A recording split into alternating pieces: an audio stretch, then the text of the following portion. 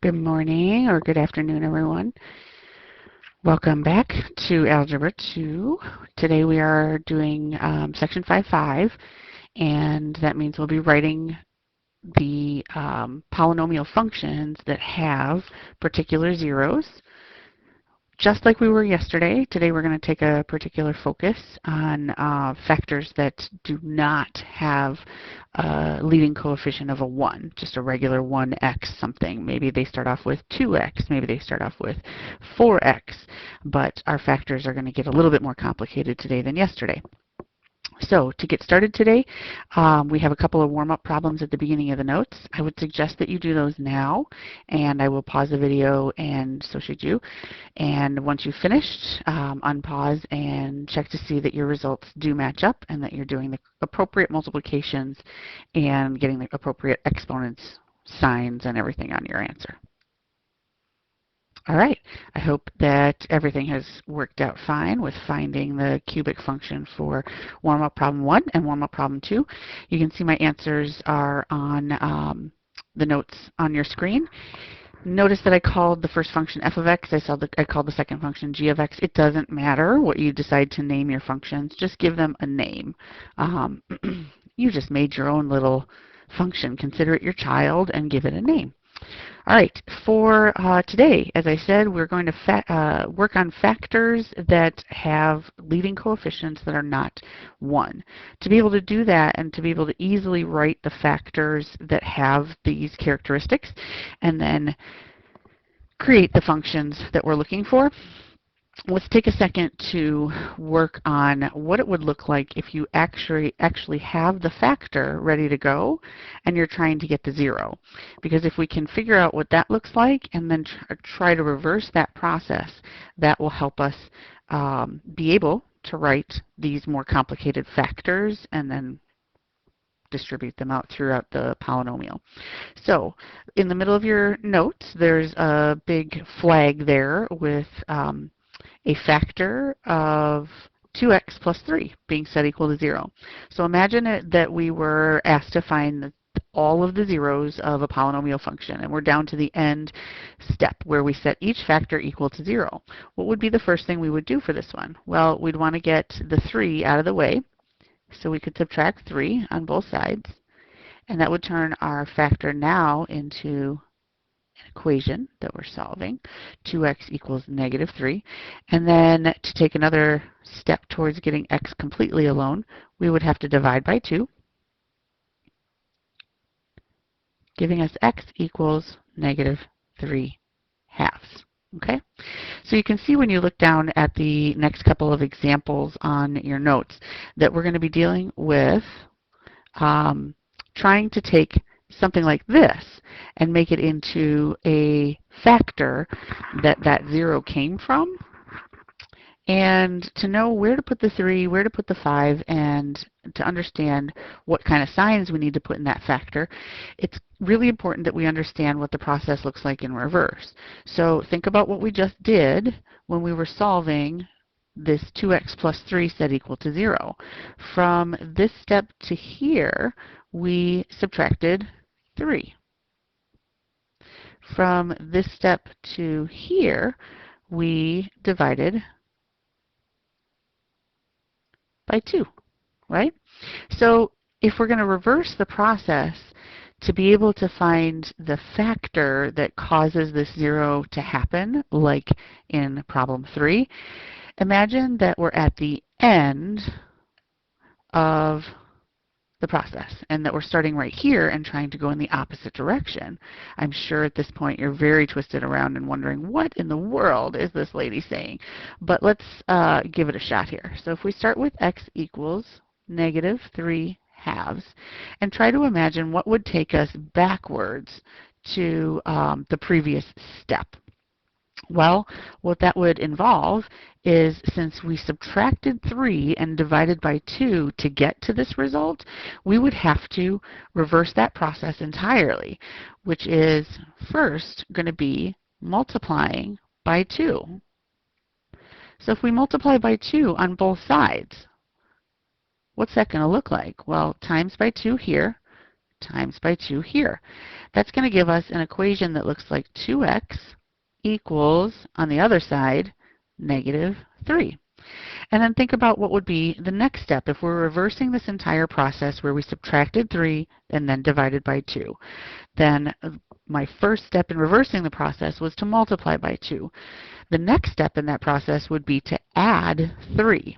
So from here down to the next step, we're going to add 3 to get to this factor of 2x plus 3 that must have been set equal to 0 to give us the result of negative 3 halves. So think about it this way. What we were trying to do was figure out that negative 3 halves being a 0 means that we had a factor of 2x plus 3. Okay? So we want to be able in the future to look at something like this and be able to tell, oh, okay, if my 0 is negative 3 halves, then this is what the factor must have looked like that answer came from. Okay? So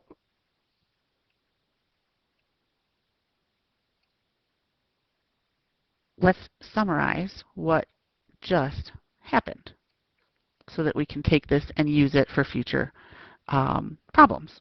First, that denominator of 2 right here, that denominator of 2 ended up being the coefficient of x in the factor. So that's apparently what's going to happen. Your denominator becomes your coefficient of x.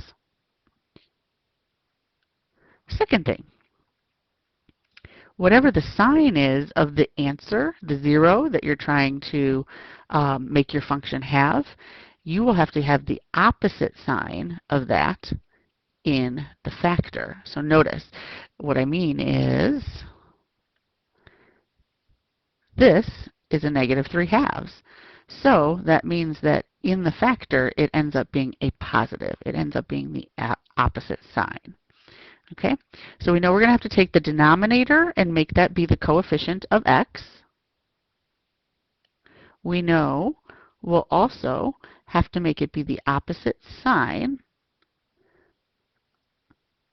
And then third, we'll have to use the numerator, in this case that was a 3, as the constant in the factor. Okay? So let's try and take that knowledge right now and apply it to example number 3. Okay? Keep those 3 things in mind. We know that for number 3, to be able to create a polynomial function, specifically a cubic, that will do these 3 things, have a 0 of negative 3, have a 0 of negative 2, and also have a 0 of negative 3/5, that we're going to have to start with a factor of x plus 3 and a factor of x plus 2. And now, to figure out what this factor should look like, we're going to use those 3 rules that we just established based on the patterns that we saw with our early example. Okay? So negative 3/5, if you look at the denominator of this fraction, that's a 5. So the 5 is going to lead off the factor for this function. Then the opposite sign of what my 0 is negative, so I'm going to have to use the opposite sign, positive, is going next. And then after that, the numerator of the 0, this 3 right here, becomes the constant in the factor. Okay? Once we do that, that piece is the only added difficulty compared to yesterday in writing the cubic function. So now we're going to approach this as we did every other problem yesterday. Zone in on 2 factors that you actually want to multiply and do the multiplication. So x times x is going to give me x squared. X times 2, 2x. 3 times x, 3x. And 3 times 2 will give me 6. Now there's a little bit of cleanup I can do here. So I'm going to say x squared plus 5x plus 6 is my pretty result of multiplying those first two factors. And now I need to bring that 5x plus 3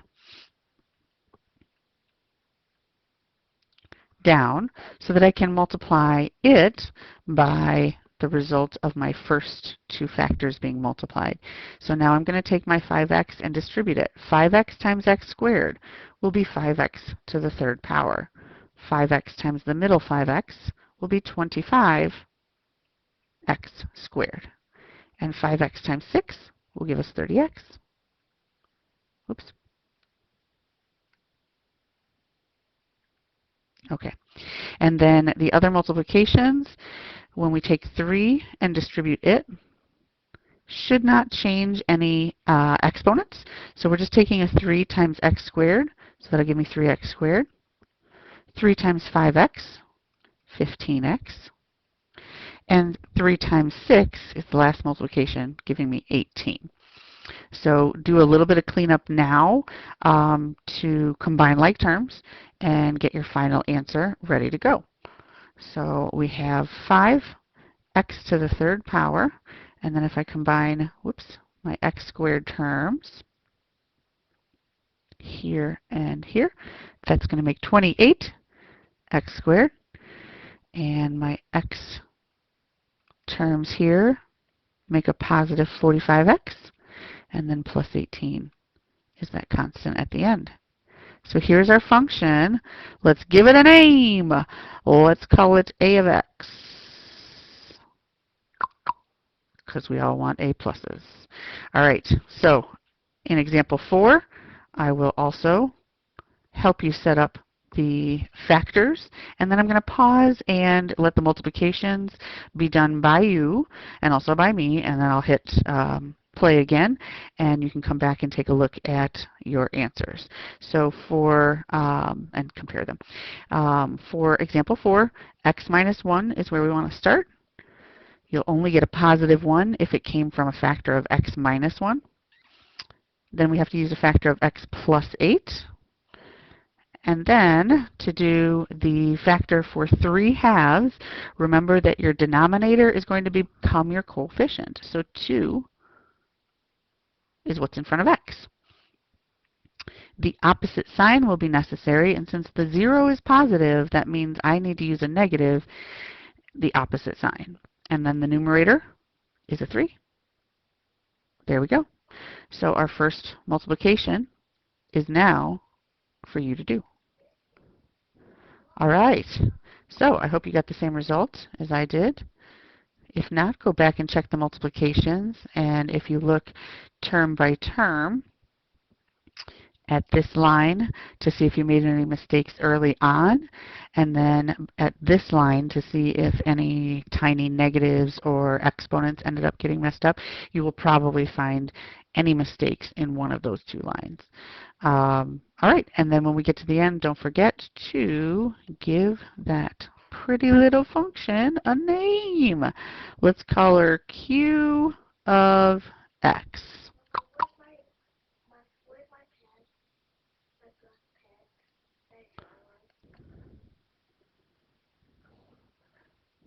All right, so now for example 5, the first solution given is 1/4. Remember, we can call these zeros, we can call them solutions, we can call them answers, lots of different names they go by. But for our 0 of 1/4, the factor would have to begin with the denominator, so 4. X, remember we have to use the opposite sign, so since this is a positive, we're going to use a minus here. And then the numerator 1 becomes the constant number in that factor, okay?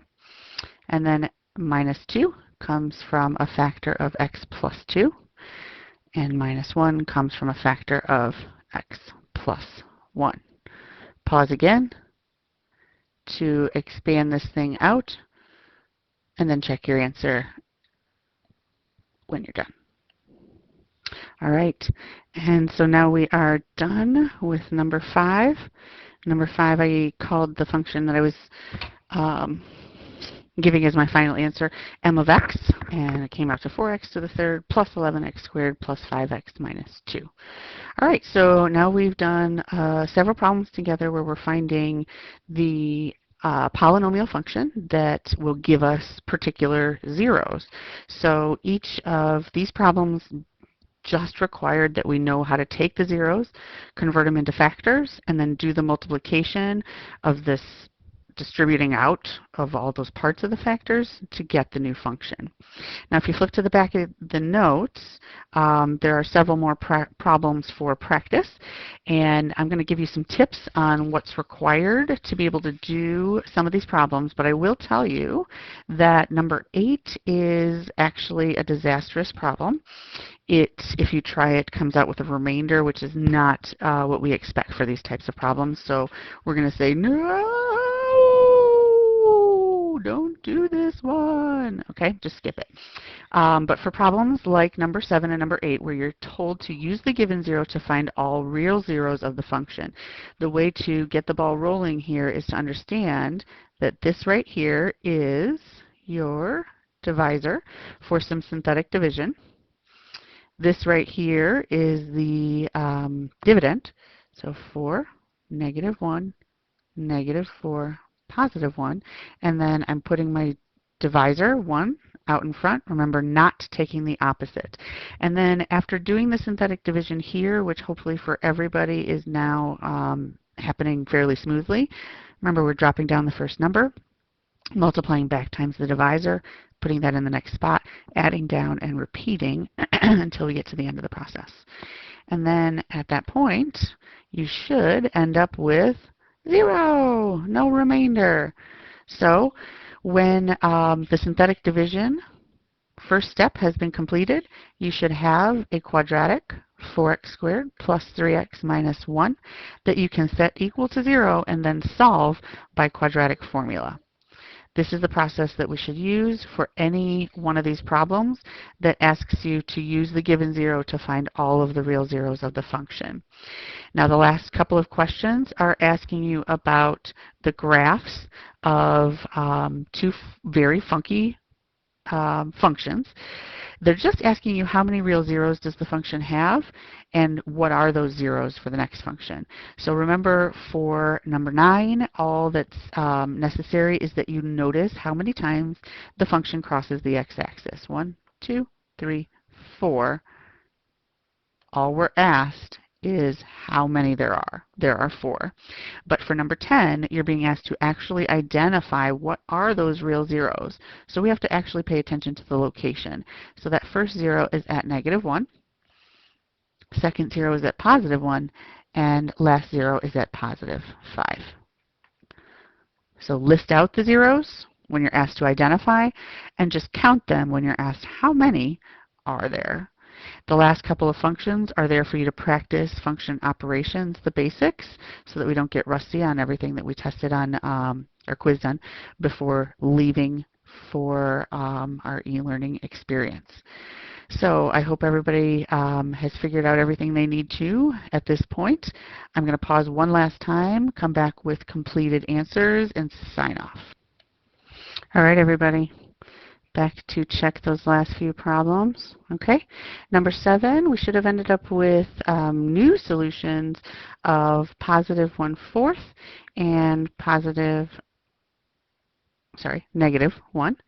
And so that means that our complete solution set is +1/4, +1, and -1. All 3 should be listed when we list all solutions. Number 9 and number 10, you've seen the answers for, but there you go. And 11 and 12, just reviewing some simple function operations. Number 11, the key is to distribute the 6 to the first function and to distribute the -1, not just a 1, but a -1 to everything in the second function. The key for number 12 is to understand that you are inserting 2x minus 1 in place of x in the last function, x squared plus 3x. So that looks like this first line here when you initially set it up. 2x minus 1 is getting squared, and then 2x minus 1 is getting inserted one more time in the 3x in q of x. So then the work should be done as you see on your screen here, and I hope everybody is doing well today and that you understood most of what was here in the lesson, even if there were a few parts that were a little bumpy. And now it is your job to attempt to do the odds in the 5-5 day 2 homework. Good luck everybody and stay safe.